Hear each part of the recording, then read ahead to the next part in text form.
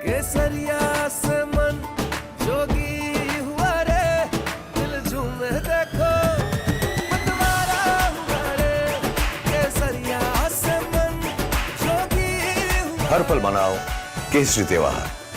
विमल, बोलो जुबान केसरी।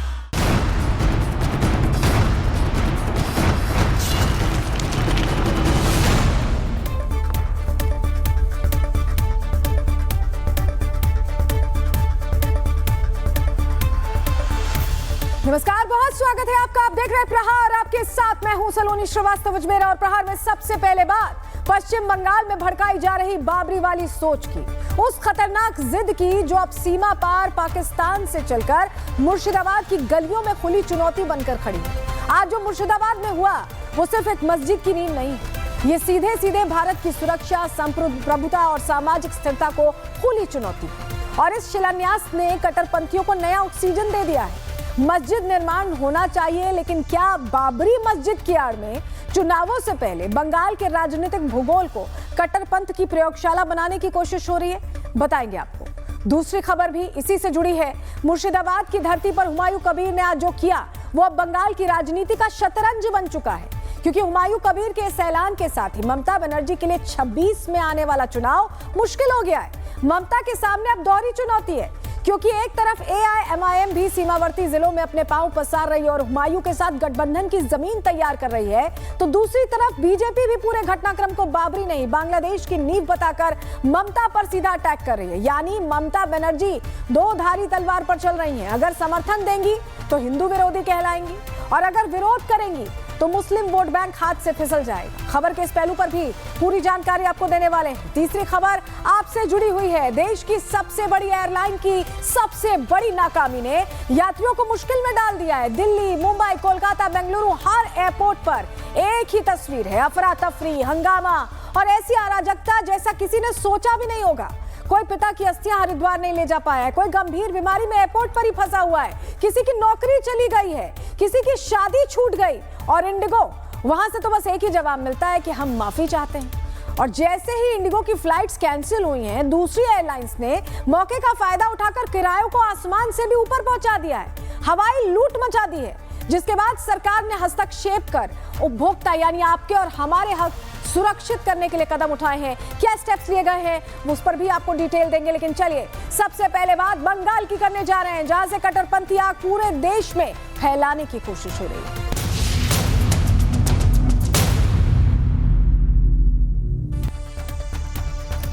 तो चलिए प्रहार की शुरुआत करने जा रहे हैं, और आज की सबसे बड़ी खबर है भारत की जमीन पर बाबरी मस्जिद का शिलान्यास होना। पश्चिम बंगाल में बाबर प्रेमी गैंग ने एक बार फिर तुष्टीकरण कार्ड खेला है, और इस बार बाबर प्रेमी गैंग ने कैसे पश्चिम बंगाल की मुख्यमंत्री ममता बनर्जी को सियासी बंधक बनाया है, पूरी खबर बताएंगे। लेकिन सबसे पहले आपको तस्वीर दिखा दें। ये तस्वीर जो आप देख रहे हैं, जहां मुर्शिदाबाद के बेलडांगा में TMC से निष्कासित विधायक हुमायूं कबीर ने बाबरी मस्जिद का शिलान्यास कर दिया है। ये जो तस्वीर हम आपको दिखा रहे हैं, जब फीता काटकर बाबरी मस्जिद का शिलान्यास किया गया, ये ठीक उसी वक्त की तस्वीर है। और आप देखिए हुमायूं कबीर के चेहरे पर ऐसी चमक है जैसे पता नहीं क्या हासिल कर लिया। मस्जिद बनाने का विरोध कोई नहीं करता है, लेकिन बाबरी मस्जिद, बाबरी नाम देना, 6 दिसंबर का दिन चुनना, ये सवाल खड़े करता है।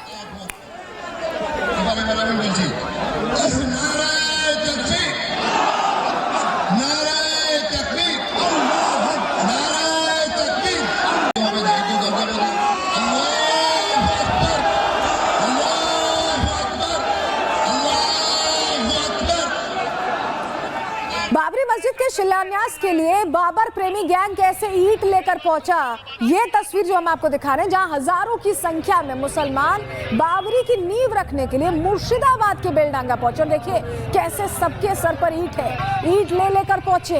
ये देखिए तस्वीर जो हम आपको दिखा रहे हैं, एक दो लोग नहीं, लाइन से आपको लोग दिख जाएंगे जो ईंट लेकर पहुंचे।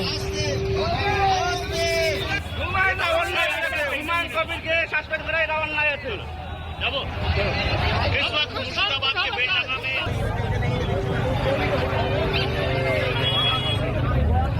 तो तस्वीर आपने देखी, अब ये दूसरी तस्वीर देखिए जहां ट्रैक्टर के सहारे इन ईंटों को बाबरी शिलान्यास के लिए लाया गया। ये कौन से लोग हैं जो देश के अंदर एक आक्रमणकारी के नाम पर मस्जिद बनाने पर अड़े हुए हैं? ये बहुत बड़ा सवाल है, क्योंकि हम फिर कह रहे हैं कि किसी को मस्जिद बनाने से कोई दिक्कत नहीं है, बाबरी मस्जिद से दिक्कत है।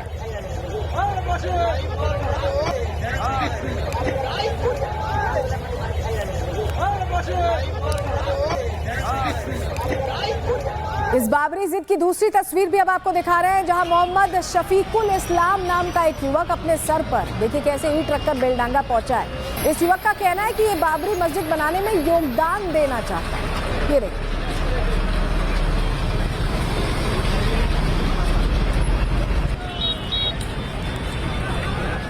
और सिर्फ शफीकुल ही नहीं है, लिस्ट बहुत लंबी है। एक आक्रमणकारी के लिए मस्जिद बनाने की सनक पाले ये लोग आज पूरी तरह से एक्सपोज हो चुके हैं। ये वो बाबर प्रेमी गैंग है जो हुमायूं कबीर की एक जिद के चलते बेनकाब हो चुका है। हम जाएगा बाबरी मस्जिद बनाने की तैयारी करेगा, हुमायूं कबीर से वहाँ पर जाएगा। यहाँ पे माथे पे क्या आपने लेके ईट है, इसलिए बाबरी मस्जिद के तैयारी करने के लिए ईट लगेगा। तो देख रहे हैं, अब एक तरफ बेलडांगा में लोग ईंट लेकर पहुंच रहे हैं, तो वहीं दूसरी तरफ जेसीबी से बाबरी की नींव खोदी जा रही है। वो तस्वीर भी आपको दिखाएंगे। ये तस्वीरें जो आप देख रहे हैं, ये बांग्लादेश या पाकिस्तान की नहीं है, बल्कि ये तस्वीरें भारत के अंदर ही पश्चिम बंगाल की हैं, जहां एक मुस्लिम बाहुल इलाके में एक आक्रमणकारी की मस्जिद के लिए ये नींव खोदी जा रही है। देखिए आप,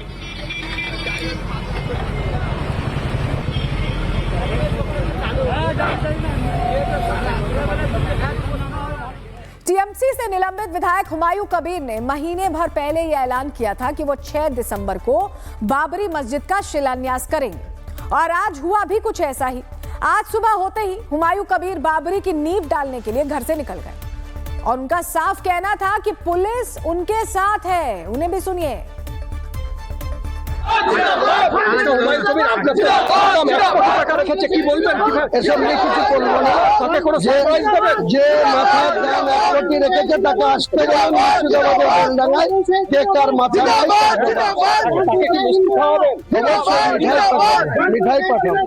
और घर से बाहर निकलने के बाद हुमायूं कबीर सीधा बेलडांगा के उस मंच पर पहुंचे जहां पर बाबरी का शिलान्यास होना था। ये जो आप तस्वीरें देख रहे हैं, जहां बाबरी शिलान्यास का कार्यक्रम रखा गया है, और मंच से बाबरी के लिए धार्मिक नारे भी लगाए गए हैं।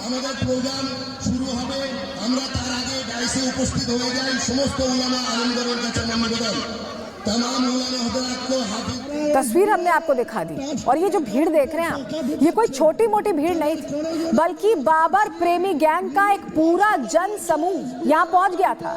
ये वो लोग हैं जो भारत की जमीन, भारत पर हमला करने वाले एक आक्रमणकारी से प्रेम करते हैं। इन्होंने आज उसका सर्टिफिकेट दे दिया कि ये उसी गैंग के लोग हैं।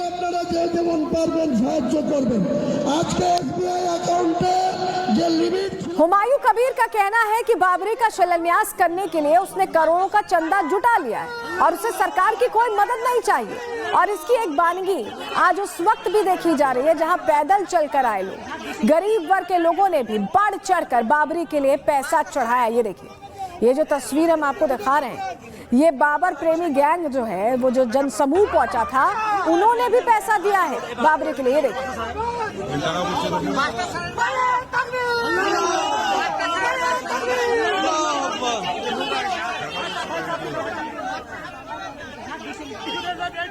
आज बाबरी का शिलान्यास करने के लिए बकायदा एक पूरा कार्यक्रम रखा गया था। लाखों की भीड़ जुटाने के लिए काफी दिन पहले से तैयारी चल रही थी। और ये जो तस्वीर हम आपको दिखा रहे हैं, ये कल की तस्वीर है, जब हुमायूं कबीर खुद बेलडांगा में इन तैयारियों का जायजा लेने के लिए पहुंचे थे।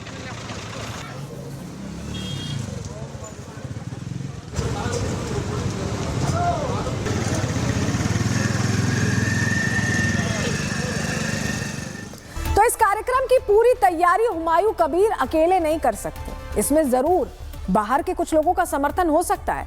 और ऐसा हम क्यों कह रहे हैं, तो आपको इस बाबर प्रेमी गैंग की भीड़ से समझाते हैं जो आज बेलडांगा में पहुंची थी।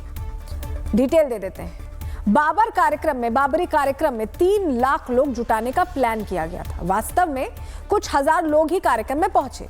मुर्शिदाबाद, नादिया, मालदा, उत्तर 24 परगना, दक्षिण 24 परगना, बीरभूम, कोलकाता से इतनी दूर दूर से लोगों को लाया गया। इसके साथ ही असम, बिहार, झारखंड से भी लोगों को बुलाया गया था। उन्हें पहुंचाया गया यहां पर इस मैदान में। हुमायूं कबीर के समर्थक, मदरसा छात्र, मौलवी, आम मुस्लिम परिवार, महिलाएं, बच्चे भी बड़ी संख्या में पहुंचे। कई लोग सर पर ईंट लेकर पैदल मार्च करते दिखे। हमने वो तस्वीर भी आपको दिखाई। 80,000 लोगों के लिए बिरयानी यहाँ रखी गई। 500 से ज्यादा हांडियां यहाँ चढ़ी हुई थी बिरयानी की। 150 से 80 फुट का विशाल मंच बनाया गया था और LED स्क्रीन, लाइट, साउंड सब कुछ लगा था। सऊदी वाले मौलाना शेख अब्दुल रहमान अल सुदौस के प्रतिनिधि यहाँ पर मौजूद थे। सुरक्षा के लिए 4000 पुलिस लगी हुई थी। 2 कंपनी RF की QRT ड्रोन से निगरानी हो रही थी। यातायात में भी बदलाव किया गया था। NH12 पूरी तरह से बंद कर दिया गया था। 50 किलोमीटर का जाम लग गया। लोगों को बड़ी दिक्कत हुई। कार्यक्रम का समय सुबह 9 बजे से दोपहर 3 बजे तक ये कार्यक्रम चलता रहा। इस तरह के कार्यक्रम और भीड़ की पूरी जानकारी ममता सरकार को थी, लेकिन ममता बनर्जी ने भी यहाँ सॉफ्ट रुख रखा और भीड़ को रोकने के बजाय भीड़ को मैनेज करने के लिए कुछ इस तरह से तैयारियां की कि जहां भीड़ को व्यवस्थित करने के लिए बैरिकेड्स भी लगाए गए थे। वो तस्वीर भी हम आपको दिखा रहे हैं और ये तस्वीरें जब बताती हैं कि अगर सरकार अलाउ नहीं करती, सरकार ये व्यवस्थाएं नहीं करती, तो इस तरह का कार्यक्रम संभव नहीं था।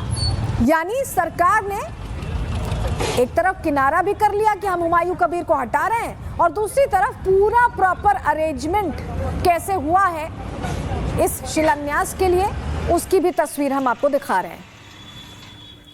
अब आपको ये समझना जरूरी है कि मुर्शिदाबाद वही जगह है जहां इसी साल अप्रैल के महीने में दंगे हुए थे और बीजेपी ने दावा किया था कि करीब 500 हिंदू परिवार इस इलाके से पलायन कर गए थे।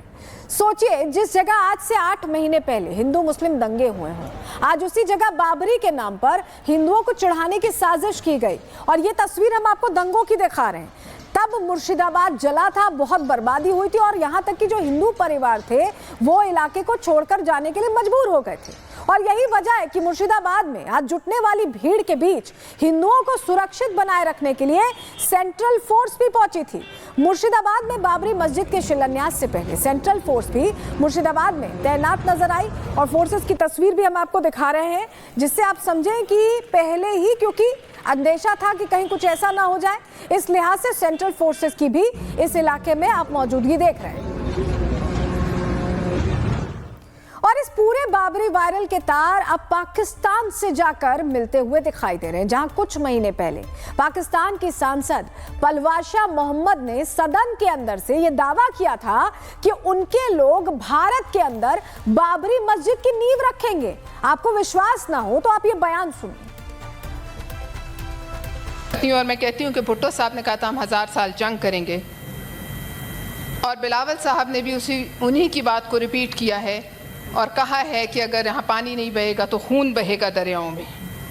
मैं सिर्फ ये कहूँगी कि वो वक्त दूर नहीं है कि जब बाबरी मस्जिद की पहली ईंट उसकी बुनियाद में पिंडी से एक आम सिपाही लगाएगा और उसमें पहली अजान पाकिस्तान का सिपहसालार आसिम मुनीर देगा।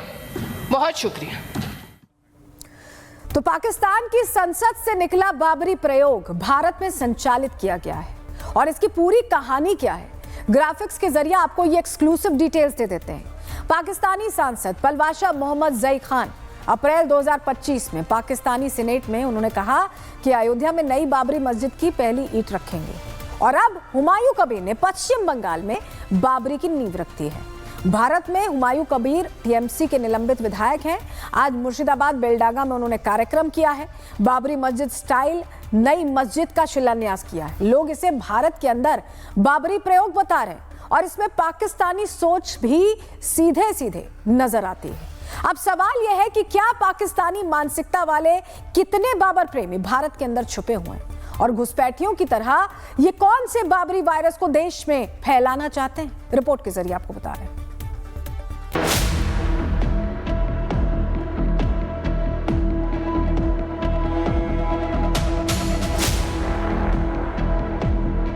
पश्चिम बंगाल में फैले बाबरी वायरस का लिंक पाकिस्तान से जाकर मिला।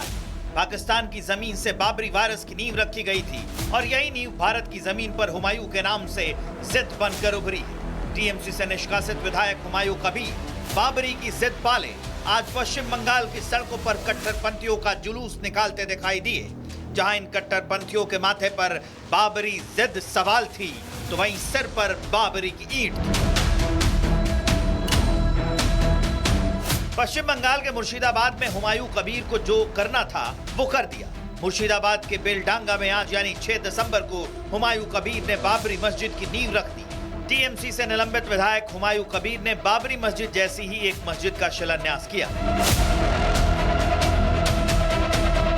बेलडांगा में बाबरी जैसी मस्जिद के शिलान्यास समारोह में हजारों लोग जुटे थे।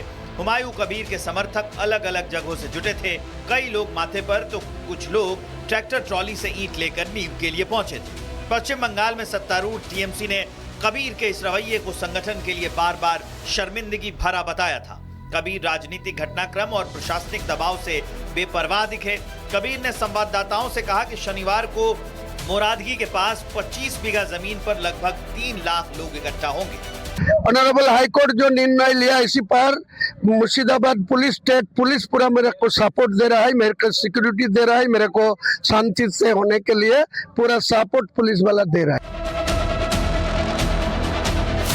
हुमायूं कबीर ने इकट्ठा होने वाली भीड़ के लिए भी खास इंतजाम किए थे। जहां शाही बिरयानी बनाने के लिए मुर्शिदाबाद की 7 खानपान एजेंसियों को अनुबंध दिया गया था। मेहमानों के लिए लगभग 40,000 पैकेट और स्थानीय निवासियों के लिए 20,000 पैकेट बनाए गए, जिसमें सिर्फ भोजन का खर्च 30 लाख रुपए से ज्यादा का रहा। वहीं आयोजन स्थल का बजट भी लगभग 60 से 70 लाख रुपए रखा गया था। हुमायूं की बाबरी जिद अब उन कट्टरपंथियों के लिए खाद पानी का काम कर रही है जो 6 दिसंबर को एक गमी के रूप में मनाते थे।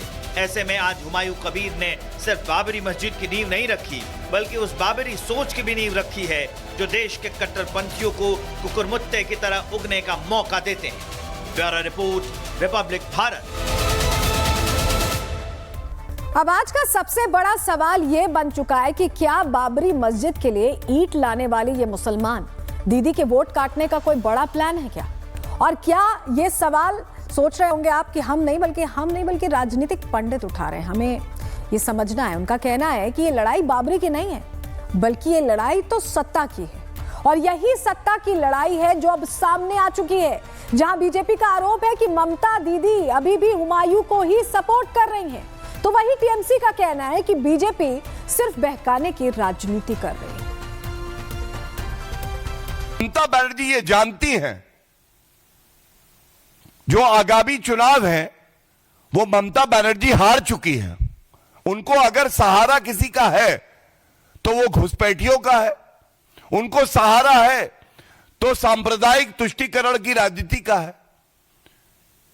ममता बनर्जी इकलौती ऐसी मुख्यमंत्री हैं जो चाहती होंगी दंगे हों, वो चाहती हैं सौहार्द बिगड़े। कोई भी मंदिर बना सकता है, कोई भी मस्जिद बना सकता है, लेकिन उसके पीछे अगर किसी का ये इंटेंशन हो कि हम यहाँ पे रिलीजियस अनरेस्ट करना चाहते हैं, तो मैं इतना बता सकती हूँ कि सबको पता है कि he is being funded by the BJP and he is being encouraged by the BJP. मानसिक रूप से विकृत लोग हैं। हिंदुस्तान के अंदर मुसलमान को सुकून से रहने दें। जो काम भारतीय जनता पार्टी या उसके लोग नफरत फैलाने का काम मुसलमान के खिलाफ करते हैं, आप भी वही काम कर रहे हो। आप उससे अछूते नहीं रह सकते कि आपको कोई बुरा नहीं कहेगा। मस्जिद बनानी है, मस्जिद बनाइए, क्यों तमाशा कर रहे हो? प्रथम गुरु गुरु नानक साहब ने बाबर जाबर कहा, इति मार पई कुरलाने ते की दर्द ना आया। वो बाबर जिसने गंगा, यमुना, सरयू हिंदुओं के खून से लाल कर दी, अत्याचार किए, मंदिर ढा दिए, उसके नाम का स्मारक या कोई भी वस्तु देश कभी स्वीकार नहीं कर। आयु ने बाबर के ही नामक की जो मस्जिद बनाई है, बनाने दीजिए। कितनी बड़ी बनाएगा मस्जिद, बनाने दीजिए। मैं आज चैलेंज करता हूं कि भारत के राम भक्तों को ले जाकर बाबर का नाम जिस प्रकार से अयोध्या में मिटा दिया गया था, वैसे ही बंगाल भी राम भक्त जाएगा और बाबर के नाम की बनी हुई मस्जिद की एक एक ईंट को समाप्त भी करेगी। मस्जिद है ही नहीं, उसका शहीदी दिवस है, कुछ लोग शहीदी दिवस मनाते हैं और नया राजनीति चमकाने के लिए हुमायूं कबीर जैसे नेता और मुस्लिम वोट के लिए सब कर रहे हैं। आपस में टीएमसी का लड़ाई है। अब एक तरफ बड़ा सियासी खेल शुरू हो चुका है, लड़ाई शुरू हो चुकी है, तो वहीं दूसरी तरफ इस बाबरी जिद को लेकर सियासी आंकड़ेबाजी करने वाले लोग कहते हैं कि इसका सबसे ज्यादा नुकसान ममता बनर्जी को हो सकता है। और इसके पीछे की वजह क्या है, ग्राफिक्स के जरिए इस पर थोड़ी डिटेल हम आपको दे देते हैं। हुमायूं कबीर नया सियासी दांव खेल रहे हैं, इससे तृणमूल की मुश्किलें बढ़ सकती हैं। उनकी नई पार्टी बनने से मुस्लिम वोट बच सकता है। चर्चा है कि ये नई पार्टी लॉन्च करेंगे। अगले साल विधानसभा चुनाव में 135 सीटों पर लड़ सकते हैं हुमायूं कबीर, और हुमायूं कबीर बंगाल के ओवैसी बन सकते हैं। वो तृणमूल और ममता के लिए खतरा होंगे। मुस्लिम वोट बैंक तोड़ने की उनमें क्षमता है। बाबरी मस्जिद बनाने का उन्होंने ऐलान किया, इसलिए मुस्लिम समुदाय का सबसे बड़ा हिस्सा इससे खुश है। लोगों को लगता है कि हुमायूं उनकी मुराद पूरी कर देंगे, लेकिन ये तभी मुमकिन है जब सरकार जमीन दे, वरना ये सिर्फ वादा ही रह जाएगा। मुर्शिदाबाद में मुस्लिम आबादी 70% से ज्यादा है। हुमायूं खुद को कट्टर मुस्लिम नेता दिखा रहे हैं। कई मुस्लिम संगठनों का उन्हें समर्थन मिल रहा है। अगर मुस्लिमों में हुमायूं की लोकप्रियता बढ़ी तो वोट भी बटेगा। ममता बनर्जी का मुस्लिम वोट बैंक टूट सकता है। तो बंगाल में बाबर प्रेमी मुसलमान कैसे ममता बनर्जी को नुकसान पहुंचा सकते हैं, तो इसके लिए आपको असदुद्दीन ओवैसी को भी सुनना होगा, जिन्होंने एक बार फिर से बाबरी प्रेम में एक पोस्ट साझा कर दिया है। जब तक दुनिया रहेगी सुनो संघ परिवार, हम हिंदुस्तान में बाबरी मस्जिद की शहादत का जिक्र करते रहेंगे। दुनिया को बताएंगे कि तुमने जाकर सुप्रीम कोर्ट से वादा किया था कि मस्जिद के एक ईंट को हाथ नहीं लगाया जाएगा। तुम्हारे लोगों ने मस्जिद को शहीद किया, और हमारी मस्जिद जो 550 साल से वहां पर थी, जहां पर हमने हय्या अल सलाह और हय्या अल फलाह की सदाएं दी, तुमने मस्जिद को शहीद किया और मोमेंटो के तौर पर तुमने ईंट को उठाकर लेकर गए। हम अपने बच्चों को सिखाकर जाएंगे इस दुनिया से, अगर हमारी सिस्कियां बाकी रहेंगी तो हम कलमा भी पढ़ेंगे और कहेंगे बाबरी मस्जिद की शहादत को याद रखो। अब एक तरफ असदुद्दीन ओवैसी बाबरी की याद में पोस्ट कर रहे हैं, तो वहीं दूसरी तरफ बीजेपी ने कार सेवकों की याद में आज शौर्य दिवस मनाते हुए एक पोस्ट किया है। आपको वो पोस्ट दिखाते हैं। 6 दिसंबर 1992 भारत की सामूहिक चेतना का वह दिन जब भारत ने 500 वर्षों से भी अधिक की गुलामी को हमेशा के लिए समाप्त कर दिया था। कांग्रेस और सपा की तुष्टीकरण वाली राजनीति ने आजाद भारत में भी दशकों तक प्रभु श्री राम के धाम को गुलामी की जंजीरों में जकड़े रखा था। लेकिन सैकड़ों सनातनियों ने अपने प्राणों की आहुति देकर रामलला के मंदिर के मार्ग में बाधा बनी बाबरी मस्जिद को हमेशा के लिए हटा दिया। आज उन वीर सनातनियों को स्मरण करने का दिन है, जिनके बलिदान की वजह से सैकड़ों वर्षों बाद प्रभु श्री राम के मंदिर का सपना साकार हुआ। आज उस वैभवशाली चेतना को नमन करने का दिन है, जिसकी वजह से प्रभु श्री राम का भव्य धाम साकार रूप ले चुका है। हमारे राम आ गए।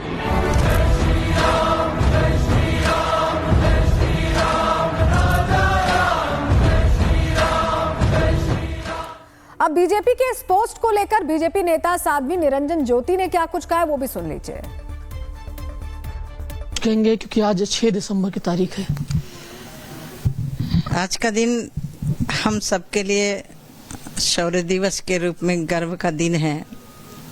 आज यही के दिन भारत के अंदर श्री रामलला के मंदिर के ऊपर जो कलंक का ढांचा बनाया गया था, आज के दिन ही ढा दिया गया था। तो आज बहुत सारे लोगों की स्मृतियां पटल पे मेरे दिमाग में दौड़ रही हैं कि हम लोग तो एक गिलहरी की भूमिका में थे, लेकिन इसको धार देने के लिए हम सबके गौरव, हम सबके अभिभावक के रूप में रहे विश्व हिंदू परिषद में माननीय अशोक सिंघल जी ने सब पंथ मजहब के संतों को एक मंच में ला करके आंदोलन के लिए जोड़ा। तो एक तरफ बाबरी को लेकर पश्चिम बंगाल में हंगामा हुआ, तो वहीं दूसरी तरफ काशी और मथुरा में सुरक्षा व्यवस्था चाक चौबंद दिखाई दी। आपको तस्वीर दिखा रहे हैं, मथुरा से आप तस्वीर देख रहे हैं, जहां आज 6 दिसंबर की तारीख को लेकर सुरक्षा व्यवस्था बढ़ा दी गई। पूरे दिन मुस्तैदी देखी गई। तो मथुरा की तस्वीर आपको दिखा रहे हैं, क्योंकि जिस तरह से आज तारीख थी 6 दिसंबर और हुमायूं कबीर का जो ऐलान हुआ, पश्चिम बंगाल में जो सरगर्मी थी, ये देखते हुए मथुरा में आप देखिए कि पुलिस की डिप्लॉयमेंट भी बढ़ाई गई और पूरे दिन एक तरह से चाक चौबंद व्यवस्था दिखाई दी है। फ्लैग मार्च जैसी तस्वीरें भी सामने आई। और दूसरी तस्वीर आपके सामने रख रहे हैं, ये काशी में सुरक्षा व्यवस्था आप देखिए। 6 दिसंबर की तारीख के मौके पर देश भर के जो बड़े धार्मिक स्थल हैं वहां पर भारी सुरक्षा व्यवस्था बनाई गई है। और ये काशी के मुख्य द्वार की भी हम आपको विश्वनाथ मंदिर के मुख्य द्वार की भी तस्वीर दिखा रहे हैं, जहां पर देखिए ज्ञानवापी वाला विवाद तो चल ही रहा है और इस बीच ये सिक्योरिटी डिप्लॉयमेंट बढ़ते हुए आप देख रहे हैं। मथुरा काशी से लेकर ये सुरक्षा व्यवस्था अयोध्या में भी देखी गई, जहां सुरक्षा हाई अलर्ट पर रही, तो वहीं जगह जगह वाहनों की चेकिंग भी की जा रही थी।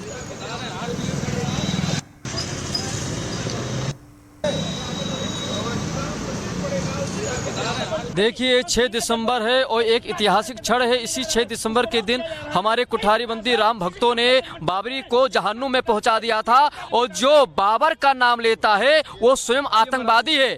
हुमायूं कबीर जो है एक मुसलमान भाइयों को भड़काना चाहता है, समाज को तोड़ना चाहता है, समाज में नफरत फैलाना चाहता है, भारत की अखंडता को समाप्त करना चाहता है। बाबर को जो बाबरी मस्जिद का नाम लेगा और जो ईंटा लेकर के जा रहे हैं बाबरी मस्जिद के लिए, हुमायूं कबीर को जहन्नुम में पहुंचा दिया जाएगा। ये आतंकवादी विचारधारा नहीं चलेगा।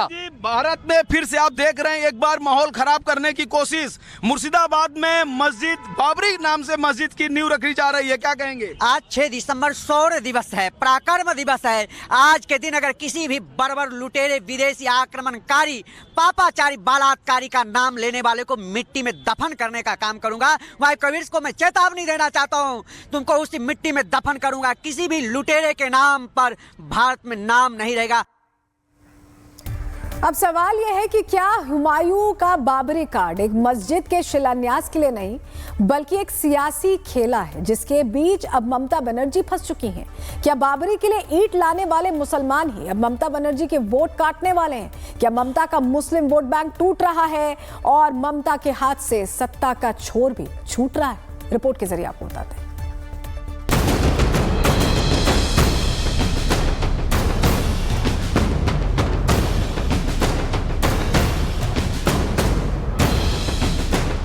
बंगाल में बाबरी मस्जिद, मीर बाकी का जिक्र, धार्मिक नारे। क्या हुमायूं कबीर ने बंगाल चुनाव का एजेंडा तय कर दिया है? 2 दिन पहले तक टीएमसी से विधायक रहे हुमायूं कबीर ने बैठे बिठाए बीजेपी को एक बड़ा मुद्दा दे दिया, तो दीदी की चिंताएं बढ़ा दी हैं। दीदी ने चिंता मुक्त होने के लिए हुमायूं कबीर को पार्टी से बाहर का रास्ता दिखा दिया, लेकिन बाहर जाते जाते हुमायूं दीदी को बड़ी टेंशन दे गए। कल तक ममता का आशीर्वाद लेने वाले हुमायूं अब ममता बनर्जी को ही चैलेंज कर गए। ये मस्जिद बनाएगी, इनका गुस्सा क्यों है? इनका बॉबी हकीम तो हिंदू है, वो बिहारी है, वो गोवा से जन्म लिया, उनका पिताजी गोवा से यहाँ आया, वो कलकत्ता का मेयर बना के रखा, वो गुड़बाग बना के रखा। वो क्या बोलेगी क्या नहीं बोलेगी वो मेरा कोई सोचने का कोई जरूरत नहीं है। ममता को चुनाव की चुनौती देने वाले हुमायूं अब पश्चिम बंगाल में सियासी ध्रुवीकरण के नए तारे बन चुके हैं, जिनके आसपास कट्टरपंथियों का अंधेरा है, तो कई राजनीतिक दलों के लिए नई आस की एक सुबह। तक दुनिया रहेगी सुनो संघ परिवार, हम हिंदुस्तान में बाबरी मस्जिद की शहादत का जिक्र करते रहेंगे। अगले साल बंगाल में विधानसभा चुनावों से पहले असदुद्दीन ओवैसी की पार्टी AIMIM बांग्लादेश के सीमावर्ती जिलों में लगातार अपनी उपस्थिति बढ़ा रही है, तो वहीं हुमायूं कबीर के साथ मिलकर गठबंधन बनाने की तैयारी में है। और यही वो चिंता है जो ममता बनर्जी की सत्ता के लिए चिता का काम कर रही है। भाजपा ने ममता बनर्जी पर हमला तेज कर दिया है और आरोप लगाया है कि तृणमूल पश्चिम बंगाल में बाबरी मस्जिद का ही नहीं बल्कि बांग्लादेश बनाने का शिलान्यास करने की तैयारी कर रही है। ये सब टीएमसी की नौटंकी है। बाबर के नाम पर एक भी ईंट रखी गई तो सरकार भाजपा की वहां आने वाली है, उस एक एक ईंट को उखाड़ करके फेंक दिया जाएगा। विदेशी आक्रांताओं की क्रिमिनल, कम्युनल, क्रूर करतूत और कलंक था, वो पाताल में जा चुका है। अब चाहे वो हुमायूं हो, चाहे हुमायूं का बाप हो, चाहे बाबर हो, और चाहे बाबर का बाप जो है उमर शेख हो, वो जमीन कब्र से भी निकल के आएगा, तब भी जो है वो बाबरी मस्जिद जैसे जो है विदेशी आक्रांताओं की क्रिमिनल, कम्युनल और क्रूर करतूत और कलंक को दोबारा स्थापित नहीं कर। ममता बनर्जी दो तरफ से घिर चुकी हैं, तो वहीं एक फैक्ट ये भी है कि मुर्शिदाबाद, मालदा, दक्षिण 24 परगना सहित बंगाल के कई जिले मुस्लिम बाहुल्य हैं और इन जिलों में पिछले चुनावों तक मुस्लिमों के वोट तृणमूल कांग्रेस को मिलते रहे हैं। लेकिन अब ये सवाल उठाए जा रहे हैं कि टीएमसी को वोट देने के बावजूद मुस्लिम अभी भी पिछड़े हैं। सच्चर कमेटी की रिपोर्ट में भी मुस्लिमों के पिछड़े होने की बात कही गई थी, लेकिन अब भी हालात नहीं सुधरे हैं।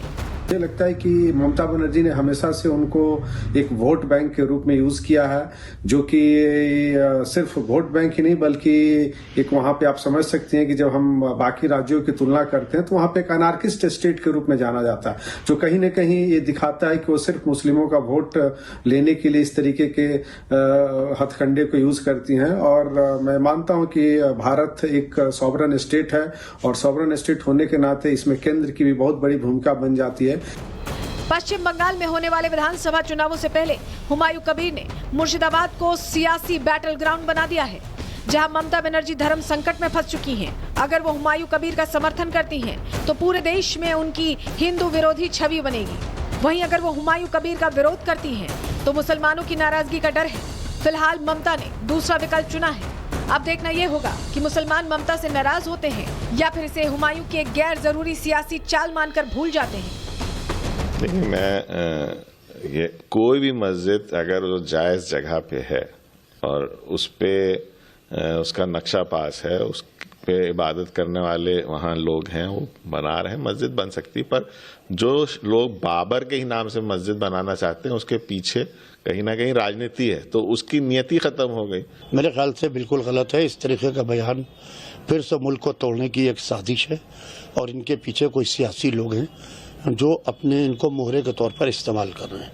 मंदिर और मस्जिद के नाम पर बहुत झगड़ा हो चुका है, माओ की गोदियां उजल चुकी हैं, औरतों के सुहाग लुट चुके हैं। क्या आप सल्लल्लाहु अलैहि वसल्लम की एक हदीस है जिसमें साफ साफ कहा गया है, जिस व्यक्ति के नाम पर तोहमत हो उसके नाम पर मस्जिद का नाम नहीं रखा जाना चाहिए। लेकिन क्योंकि बाबर से बहुत प्यार है उनके वंशजों को, और इसलिए लगातार वो निर्णय जो सुप्रीम कोर्ट ने निर्णय दिया, जिसको देश के हिंदू और मुसलमानों ने ईमानदारी से माना, उन जख्मों को जो मुसलमानों के ऊपर जो जख्म लगे थे उन्हें दोबारा कुरेदा जा रहा। मुर्शिदाबाद से हुमायूं कबीर ने जो सियासी प्रयोगशाला खोली है, उसका नतीजा क्या होगा ये तो बंगाल चुनाव से साफ हो जाएगा। लेकिन इस पूरे सियासी खेल के बीच आज मुखौटा उन चेहरों से भी हटा है जिनके दिल में बाबर बसता है। ये बाबर प्रेमी गैंग है जो आज हुमायूं के बाबरी चोले में बेनकाब हो चुका है। Bureau report, Republic Bharat. तो एक तरफ बाबरी को लेकर देश में बवाल है, दूसरी तरफ क्रू मेंबर्स की कमी के चलते देश की सबसे बड़ी एयरलाइंस कंपनी इंडिगो का संकट बना हुआ है और अब भी इंडिगो की कई फ्लाइट्स कैंसिल हैं। इंडिगो के संकट ने देश भर की हवाई यात्रा को पूरी तरह से हिलाकर रख दिया, सिस्टम हिल गया है। इंडिगो की लापरवाही का सीधा असर यात्रियों पर हुआ है। दिल्ली से लेकर मुंबई तक यात्रियों में हाहाकार मचा हुआ है, ना उन्हें फ्लाइट्स मिल पा रही हैं, ना ही अपने सवालों का जवाब। और इस बीच दूसरी फ्लाइट्स के बढ़ते किराए ने यात्रियों का संकट और ज्यादा बढ़ा दिया है, उनके जख्मों पर नमक छिड़कने का काम किया है। कुछ एयरलाइंस कंपनीज को तो जैसे आपदा में अवसर मिल गया हो, 4 से 5 हजार में मिलने वाला टिकट अब 50-50 हजार तक पहुंच गया है। लोग करें क्या, लोग तो परेशान हो गए हैं। सरकार इंडिगो एयरलाइंस पर सख्त कार्रवाई की अब बात कह रही है। कंपनी का दावा है कि 4 से 5 दिन में इस संकट से निजात मिल जाएगी। लेकिन सवाल ये बना है कि आखिर ऐसी नौबत ही क्यों आई। आप जरा ये तस्वीरें देखिए, दिल्ली, मुंबई, गोवा, जयपुर, हैदराबाद, इंदौर, हर जगह यात्री परेशान है। एयरलाइन संकट की वजह से किसी की नौकरी चली जा रही है, नौकरी छूट जा रही है, किसी का पेपर मिस हो जा रहा है। इसकी जिम्मेदारी कौन लेगा? सरकार को दी गई समय सीमा के बाद भी रोस्टर क्राइसिस क्यों हुआ? हालात में सुधार क्यों नहीं हो रहा है? क्योंकि कल जो तस्वीर थी आज और बदतर हो गई है। चलिए सबसे पहले आपको ग्राफिक्स के जरिए बता देते हैं कि कहां कितनी फ्लाइट्स कैंसिल हुई हैं। आप आंकड़े देख लीजिए, दिल्ली में 106 फ्लाइट्स कैंसिल हो गई, मुंबई में 109, हैदराबाद में 69, चेन्नई में 48 फ्लाइट्स कैंसिल हुई हैं, विशाखापट्टनम में भी 20 फ्लाइट्स कैंसिल हुई हैं, अहमदाबाद में 19 फ्लाइट्स कैंसिल हुई हैं, चंडीगढ़ में 10 और जयपुर की भी 6 फ्लाइट्स कैंसिल हुई हैं। फ्लाइट्स कैंसिल होने के बाद यात्रियों ने बहुत नाराजगी दिखाई, उनके अंदर भारी गुस्सा है, वो एयरपोर्ट पर नारेबाजी कर रहे हैं, इंडिगो प्रशासन के खिलाफ मोर्चा खोले हुए हैं। आप ये तस्वीर देखिए, जरा सुनवाते हैं आपको।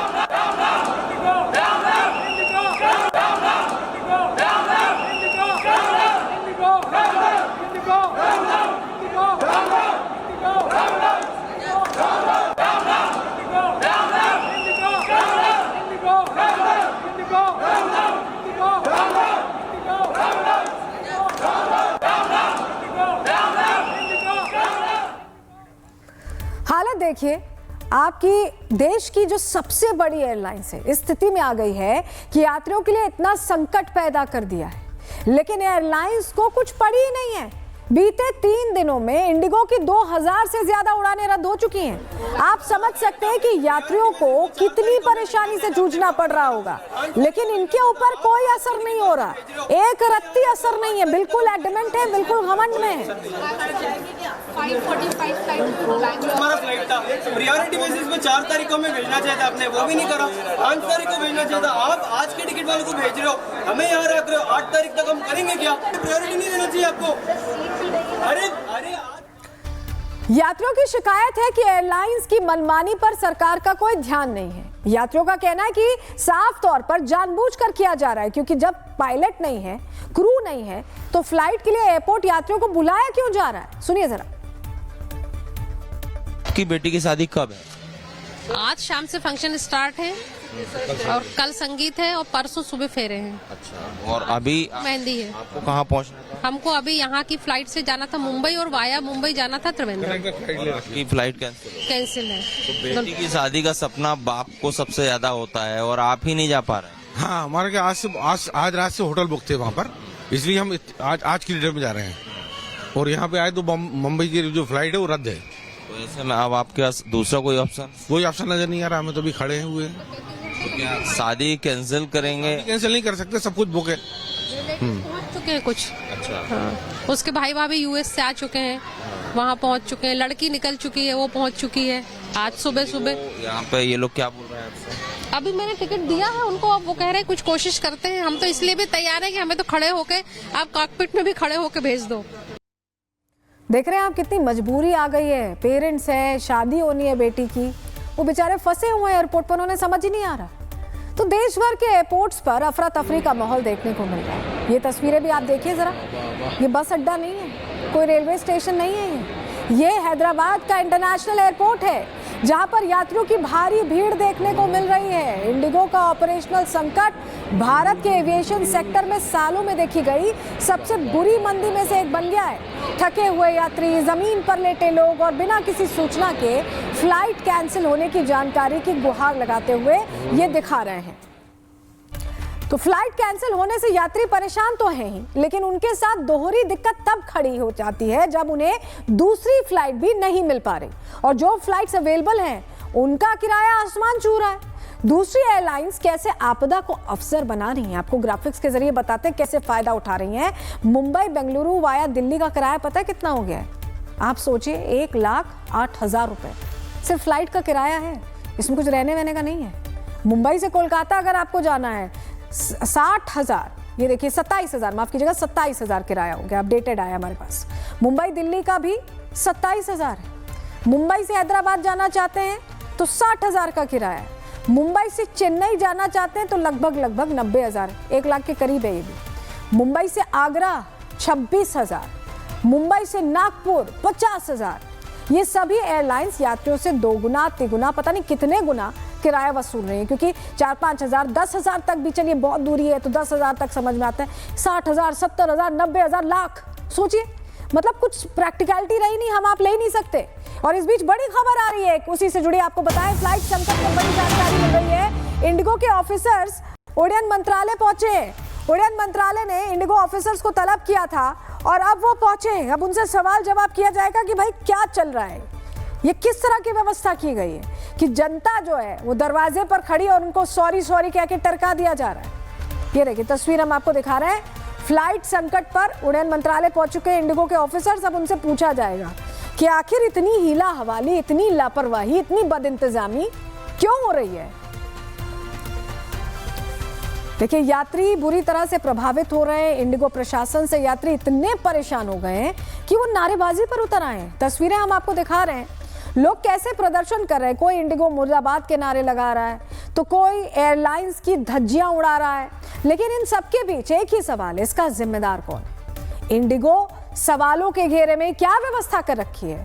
सबसे ज्यादा सवाल इंडिगो के मैनेजिंग डायरेक्टर राहुल भाटिया की तरफ उठ रहे हैं। इंडिगो सवालों के घेरे में है और सरकार की तरफ से एक्शन लेने की बात भी कही जा रही है। आखिर ये राहुल भाटिया हैं कौन, आपको ग्राफिक्स के जरिए बता देते हैं, इन पर थोड़ी जानकारी आपको दे देते हैं। राहुल इंडिगो के मैनेजिंग डायरेक्टर हैं। 2006 में राकेश गंगवाल के साथ इन्होंने कंपनी शुरू की और 2012 तक सबसे बड़ी एयरलाइन ये बन गई। 2019 में राकेश गंगवाल के साथ इनका विवाद हुआ। बाद में राकेश ने कंपनी के बोर्ड मेंबर के पद से इस्तीफा दे दिया, छोड़ दिया। राहुल भाटिया को की जो नेट वर्थ है वो 84,000 करोड़ रुपए, 84,000। और इन सबके बीच इसीलिए इंडिगो की मनमानी के जिम्मेदार राहुल भाटिया को ही बताया जा रहा है। अगर इंडिगो में कोई खराबी है तो टिकट्स क्यों बिक रही थी। अगर दिक्कत थी तो टिकट्स ही नहीं बेचते। इंडिगो कुछ दिनों तक अपनी सेवाएं रोक क्यों नहीं ले रही थी। आखिर क्यों वो पहले पैसे वसूल कर ले रहे हैं और उसके बाद फ्लाइट नहीं दे रहे हैं। ये वो सवाल है जिससे जनता परेशान है और जनता परेशान हो चुकी है। उनके लिए ये लग रहा है कि कितना लंबा इंतजार हो गया है। वो पहुंचते हैं, कहते हैं कि आपको इतनी बजे की फ्लाइट देंगे, वहां पहुंचते हैं फ्लाइट होती ही नहीं है। फिर कहते हैं कि इस तारीख की इतने बजे की फ्लाइट देंगे। ये जो परेशानियां हैं उनके माथे पर, जो शिकन है, क्या कैसे वो बयां कर रहे हैं, सुन लीजिए। मुझे जाना था चेन्नई, परसों के दिन मेरा टिकट था, उसको कैंसिल करके उन्होंने वापस रीशेड्यूल किया आज के दिन पे। मॉर्निंग में मुझे मैसेज भी आया कि आप बोर्डिंग पास निकाल लो करके मैसेज आया, लेकिन यहाँ पे आके देख रहा हूँ तो वो फ्लाइट कैंसिल हो गई है। अभी कुछ जानकारी बताया नहीं आपको? कुछ भी इन्फॉर्म नहीं किया इन लोगों ने, पहले से कुछ इन्फॉर्म नहीं कर रहे वो लोग। अच्छा, आप कहाँ जाने वाले थे? हम भी चेन्नई जाने वाले थे, सेम दोनों एक ही कंपनी में काम करते हैं। जैसे ही हम लोग ने यहाँ पे स्कैन किया डीजी यात्रा में तो वहाँ पे लिखा है कि फ़्लाइट हैज़ बीन कैंसल्ड। अभी कैश काउंटर पे आया तो इधर बोल रहे हैं कि फ़्लाइट कैंसिल हो गई है और आपकी कोई आज के दिन कोई मतलब पॉसिबल नहीं आपको भेजना।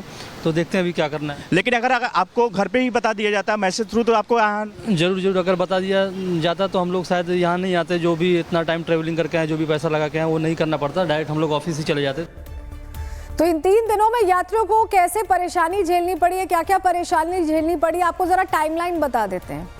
2 से 3 दिसंबर को क्या हुआ, ये संकट शुरू हुआ और तब 150 से ज्यादा उड़ानें रद्द कर दी गई। 4 दिसंबर को संख्या बढ़ गई, 550 के करीब उड़ानें रद्द की गई। यात्री परेशान हो गए, एयरपोर्ट पर लाइनें लगने लगी। 5 दिसंबर कल देखा कि 1000 से ज्यादा, देखिए संख्या बढ़ती जा रही है, 1000 से ज्यादा उड़ानें रद्द हो गई। दिल्ली से सभी घरेलू प्रस्थानों को बंद कर दिया गया। सीओ माफी मांगने लिखे, रिफंड देने की बात कहने लगे। और आज 6 दिसंबर को 400 से ज्यादा फ्लाइट्स आज भी रद्द हुई हैं। कुल 5 दिनों का अगर डेटा हम आपके सामने रखें तो 2500 से ज्यादा उड़ानें प्रभावित हुई। दिल्ली, मुंबई, हैदराबाद सबसे ज्यादा यहां पर दिक्कत हुई है। वहीं एक तरफ इंडिगो फ्लाइट्स रद्द होने से जहां यात्रियों को परेशानी हो रही है तो रेलवे ने राहत देने की कमान संभाल ली है और अतिरिक्त कोच और स्पेशल ट्रेन सेवाओं का ऐलान कर दिया गया। इस मुश्किल घड़ी में रेलवे खड़ा है उन यात्रियों के साथ जो परेशान है कि कैसे पहुंचे, कैसे जाएं। इंडिगो यात्रियों के लिए रेलवे ने क्या ऐलान किया है, क्या सुविधाएं दी हैं, क्या अगर आप भी फंसे हुए हैं तो ये खबर आपके लिए बहुत जरूरी है, आपको ग्राफिक्स के जरिए बता देते हैं। दरअसल इंडिगो आफत लाया है तो रेलवे ने राहत का इंतजाम कर दिया है। 6 स्पेशल ट्रेनें चलाने का फैसला किया गया है। 37 प्रीमियम ट्रेनों में 116 कोचेस बढ़ा दिए गए हैं क्योंकि अब तो बुकिंग्स आएंगी ना, लोग तो परेशान हैं, ट्रेनों में ही जाएंगे। ट्रेनों में एसी कोचेस की जो क्षमता है उसको भी बढ़ा दी गया है ताकि यात्रियों को कंफर्म सीट बहुत आसानी से मिल जाए, उन्हें दिक्कत ना हो। रेलवे ने तत्काल बुकिंग पर विशेष ध्यान दिया है क्योंकि अब ऐसी स्थिति में तो तत्काल बुकिंग ही होगी। ये व्यवस्था 10 से 15 दिसंबर तक चलेगी। जब तक इंडिगो की सेवाएं सामान्य नहीं हो जाती तब तक रेलवे ने कमान संभाली है आपको थोड़ी परेशानी से निकालने की। इंडिगो संकट को लेकर सरकार भी बहुत सख्त है। सभी एयरलाइंस कंपनीज को हिदायत दे दी गई है कि मनमाना किराया ना वसूला जाए। इस बीच इंडिगो की दादागिरी से कैसे यात्री परेशान हुए, रिपोर्ट के जरिए आपको बता रहे हैं।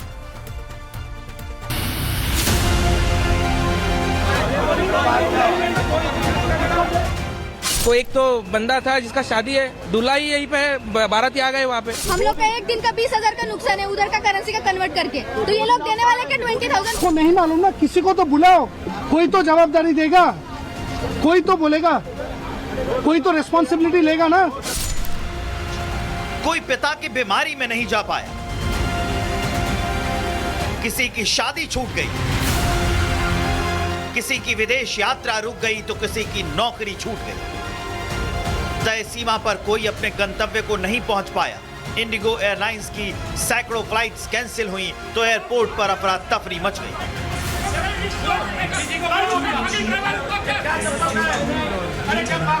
हैं कि बिल्कुल भी जवाब नहीं दे रहे हैं, वो बताना नहीं चाह रहे हैं कि क्या स्थिति है, क्या अपडेट है। हम बहुत कोशिश कर रहे हैं लेकिन कोई भी जानकारी साझा नहीं करना चाह रहे हैं। तस्वीरें आप देखिए, 3-3 घंटे से यहाँ पर लोग खड़े हैं, 4-4 घंटे से लोग यहाँ पर खड़े हैं, लेकिन उन्हें कोई भी जानकारी अभी भी नहीं है। फिर चाहे वो 80 साल के बुजुर्ग हो, महिला हो, बच्चे हो, किसी को भी कोई भी जानकारी नहीं मिल पा रही है। काउंटर पर जाकर हम आपको दिखाएंगे कि कितने स्टाफ यहाँ पर।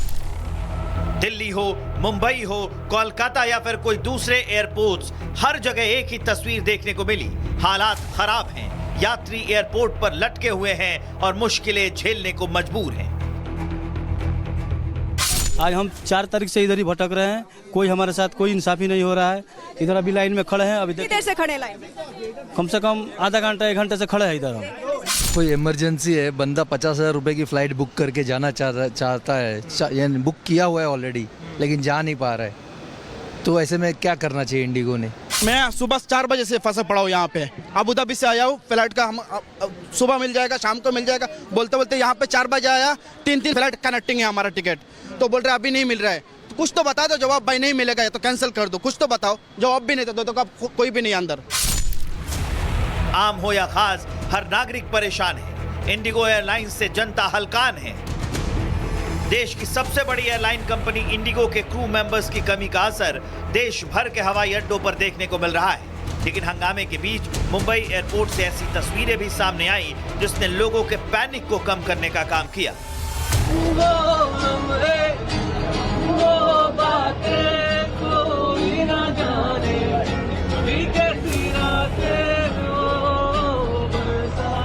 लोग परेशान थे। इस बीच एक यात्री ने उनका मन बहलाने के लिए गिटार बजाया, गाना गाया। इस तस्वीर ने हर किसी का मन मोह लिया।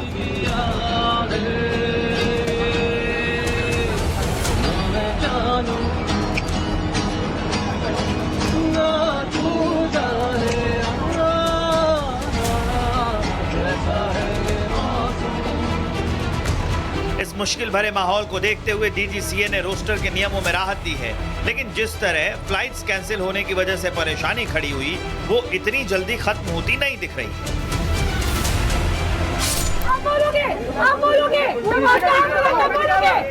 एकदम चुप बैठो, जैसे बैठे तो वैसे बैठो, मुंह लटका के बैठे रहो, मुंह नीचे, आंखें बंद, मुंह बंद। कितने दिन यहाँ पे रहूं? श्योरिटी नहीं दे सकते किसी भी फ्लाइट्स का। अरे फिर कहीं को चला रही जी। तस्वीरें देखिए, कोई रो रहा है, कोई पिता की अस्थि लेकर हरिद्वार जा रहा है। आखिर इन परिवारों की क्या गलती थी? इन्हें तुरंत रिफंड भी नहीं दिया गया और दूसरी फ्लाइट का किराया इतना ज्यादा कि परिवार उसे अफोर्ड नहीं कर सकता। एक्चुअली मेरे डैड की अस्थियां है मेरे साथ और मुझे यहाँ बेंगलोर से सबसे पहले दिल्ली जाना है। दिल्ली से फ्लाइट लेना है देहरादून से हम लोग हरिद्वार जाएंगे, विसर्जन करना है कल, बट इन्होंने सडनली फ्लाइट कैंसिल कर दिया। हमारे पास प्रायर नोटिफिकेशन कुछ भी नहीं भेजा इन लोगों ने। एंड अभी हमें ये फोर्स कर रहे हैं कि अगर आप, हमारे पास कोई फ्लाइट्स नहीं है आज के लिए, अगर आपको चाहिए तो आप दूसरी एयर इंडिया या कुछ और कीजिए। उनका फ्लाइट टिकट्स आज पर पर्सन 60,000 है, which I can not afford. IndiGo यात्रियों से माफी मांग रहा है, तो क्या इन परिवारों को सॉरी कह देना काफी है? एयरपोर्ट पर जिन लोगों को परेशानी उठानी पड़ रही है, उसकी भरपाई कौन करेगा? तो सवाल यही है, लेकिन सरकार ने इसको लेकर ऐलान कर दिया और सीधा कहा है कि जिस तरह से मनमाने किराए वसूले जा रहे हैं ना, वो नहीं चलेगा, उस पर रोक लगाने की बात कह दी गई है। रुक रहे एक छोटे से ब्रेक के लिए प्रहार में, जल्द लौट रहे हैं कुछ और खबरों के साथ। अब बने रहिए हमारे साथ। केसरिया से मन जोगी हुआ रे, दिल झूमे देखो